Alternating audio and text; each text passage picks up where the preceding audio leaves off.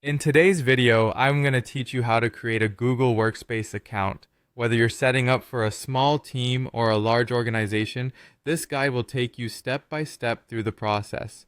To get started, you'll need to go to the Google Workspace website. Once you're there, you should click on the option to get started. This will begin your journey towards setting up a comprehensive suite of business tools. Next, you'll be prompted to provide your business name.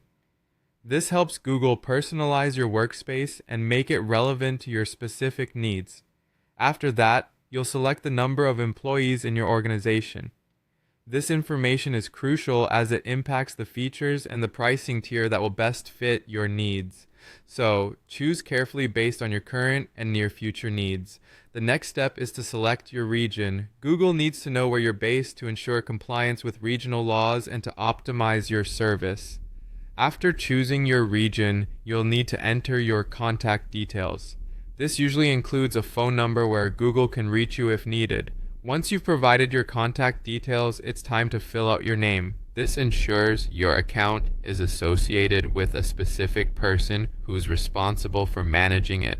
After your name, you'll fill in your email address. This is an important step as Google will use this email for communication regarding your account. Now it's time to choose your domain. You can either set up a new domain or use an existing one.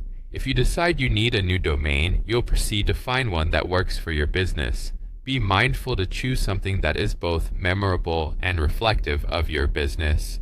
You can search for the domain right on the Google Workspace site and you'll need to check its availability. If it's available, you can proceed to the next step. You'll then enter your business address. This is important for Google to keep your account secure and to verify your organization. With that done, you will set up a username you'll use to sign into your Google Workspace. Make sure it's something you'll remember, as you'll be using it frequently. Following that, you'll create your password.